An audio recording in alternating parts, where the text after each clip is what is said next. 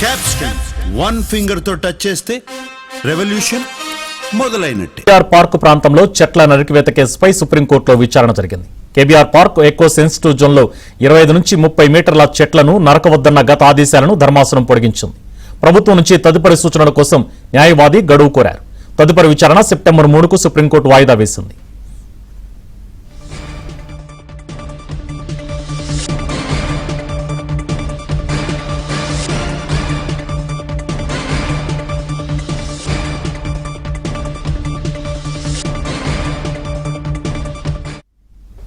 KBR park ప్రాంతంలో చెట్ల నరికివేత కేసుపై సుప్రీంకోర్టులో విచారణ జరిగింది. కేబీఆర్ పార్క్ ఎకో సెన్సిటివ్ జోన్లో 25 నుంచి 30 మీటర్ల చెట్లను నరకవద్దన్న గత ఆదేశాలను ధర్మాసనం పొడిగించింది. ప్రభుత్వం నుంచి తదుపరి సూచనల కోసం న్యాయవాది గడువు కోరారు.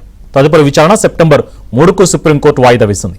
ఇదే అంశానికి సంబంధించి లేటెస్ట్ అప్డేట్స్ మా కరెస్పాండెంట్ ఢిల్లీ నుంచి సతీష్ అందిస్తారు. సతీష్, కేబీఆర్ పార్క్ ప్రాంతంలో చెట్ల నరికివేతపై సుప్రీంకోర్టులో దాఖలైన పిటిషన్ పై ఈ రోజు తాజాగా విచారణ జరిగింది. Justice BV Nagarathna, justice Mahadevan ధర్మాసనం ముందు విచారణకు వచ్చింది. విచారణ సందర్భంగా KBR park eco sensitive zone లో 25 నుంచి 30 మీటర్ల చెట్లను నరకవద్దన్న గత ఆదేశాలను సుప్రీంకోర్టు మరోసారి పొడిగించింది. ఇక ప్రభుత్వం నుంచి తదుపరి సూచన కోసం కేసును వాయిదా వేయాలనే ప్రభుత్వం తరపు న్యాయవాది విజ్ఞప్తి మేరకు కేసును విచారణను సెప్టెంబర్ 3వ తేదీకి వాయిదా వేశారు. అయితే national park eco sensitive zone పరిధిలోని చెట్ల నరికివేత, రోడ్ల అభివృద్ధి పనులను నిలిపివేస్తూ మే 18, 2026 సుప్రీంకోర్టు కీలకమైన స్టే ఆర్డర్ ను జారీ చేసింది. పార్కు చుట్టూ 25 నుండి 30 మీటర్ల పరిధిలో ఎలాంటి చెట్లను నరకడానికి వీల్లేదని నాటి సందర్భంలో ధర్మాసనం స్పష్టం చేసింది. ఈ సుప్రీంకోర్టు ఉత్తర్వుల గురించి ముఖ్యమైన ప్రధానంగా నాటి సందర్భంలో ఆదేశాలకు అనుగుణంగా కూడా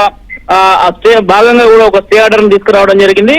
ఇటీవల ఎకో సెన్సిటివ్ జోన్లకు సంబంధించిన చెట్లను భారీ ఎత్తున తొలగించారంటూ కూడా గతంలో ఒక పిటిషన్ దాఖలైంది. ఆ పిటిషన్ ను ఈ రోజు విచారణ సందర్భంగా కూడా సెప్టెంబర్ 3వ తేదీ వరకు కూడా ప్రభుత్వానికి సమయం కేటాయించింది. ప్రభుత్వం తరపు న్యాయవాదులు తిరిగి సెప్టెంబర్ 3వ తేదీ విచారణ సందర్భంగా ధర్మాసనానికి ఏ అంశాలను వెల్లడిస్తారు, ఇప్పటి వరకు జరుగుతున్న అక్కడ కార్యక్రమాలు కావచ్చు, రోడ్ల బైండింగ్ కి సంబంధించిన అంశంలో ఎన్ని చెట్లను నరికివేశారు, చెట్లకు సంబంధించిన అంశంలో గతంలో సుప్రీంకోర్టు ఇచ్చిన ఆదేశాలను పాటించారో లేదా అనే అంశం పైన కూడా సెప్టెంబర్ 3వ తేదీన జరగబోయే విచారణ సందర్భంగా కూడా తెలంగాణ ప్రభుత్వం తరపు న్యాయవాదులు సుప్రీంకోర్టుకు వివరాలు వెల్లడించబోతున్నారు. సుభాన్.